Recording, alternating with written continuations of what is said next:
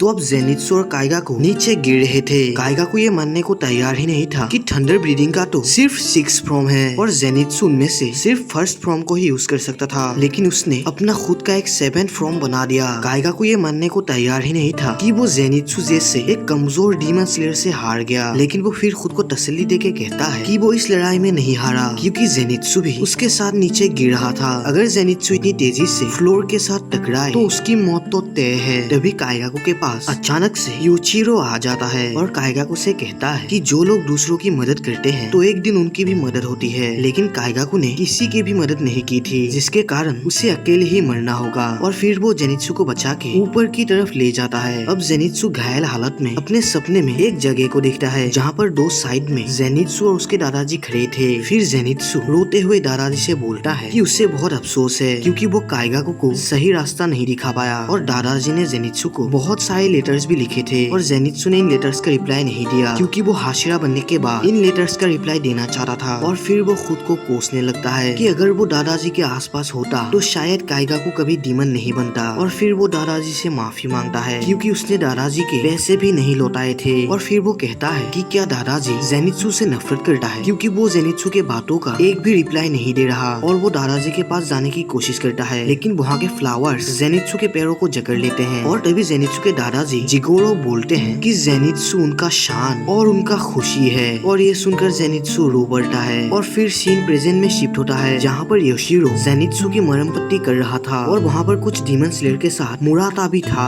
जो जेनित्सु को देखकर ही पहचान जाता है और उसे जल्दी से ठीक करने को बोलता है। और फिर योशिरो मुराता को चुप रहने को बोलता है और उसके काम पर ध्यान देने को बोलता है। ये सुनकर मुराता गुस्सा हो जाता है और योशिरो से उसका रैंक पूछता है। अगर उसका रैंक मुराता से कम हुआ तो वो उसे पीट देगा, लेकिन योशिरो बोलता है कि उसे रैंक के बारे में कुछ भी पता नहीं है क्योंकि वो एक डीमन है। और फिर योशिरो बोलता है कि जेनित्सु का सामना जिस अपर मून से हुआ जरूर वो बहुत कमजोर था, जिसके वजह से जेनित्सु आज जिंदा है। ये सुनकर मुराता और भी ज्यादा भड़क जाता है और योशिरो को चुप रहने को बोलता है। और मुराता की चीख से वहाँ पर बहुत सारे डीमन आ जाते हैं। और तभी हमें योशिरो के बारे में बताया जाता है। योशिरो पहला एक ऐसा डीमन है जिसे मुजान ने नहीं बनाया था, बल्कि उसे लेडी टमायो ने बनाया था। और टमायो ने उससे डीमन स्लेयर की ड्रेस पहना के बाकी डीमन स्लेयर के साथ मिला दिया था ताकि वो इस मिशन में बाकी डीमन स्लेयर्स की हेल्प कर सके। और योशिरो एक हूबहू इंसान की तरह दिखता था तो उसे कोई भी पहचान नहीं सकता। दूसरी तरफ मुराता और बाकी डीमन स्लेयर्स इन डीमंस को अभी तक मार ही नहीं पा रहा था।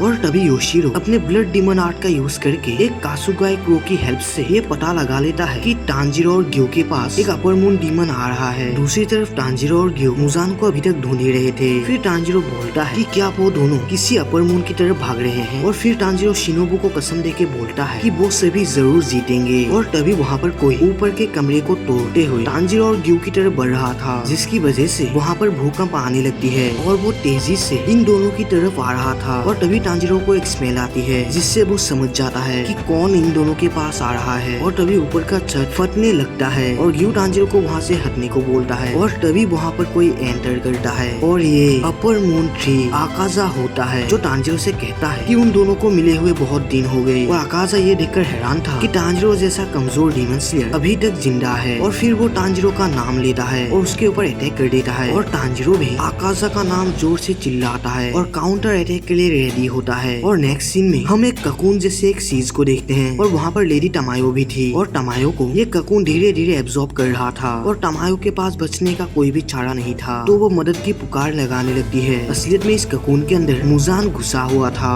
और चैप्टर 146 यहीं पर खत्म होता है। अगर आप लोगों को ये चैप्टर पसंद आया तो लाइक करना, शेयर करना, सब्सक्राइब करना। मिलते हैं अगले चैप्टर में, तब तक के लिए बाय।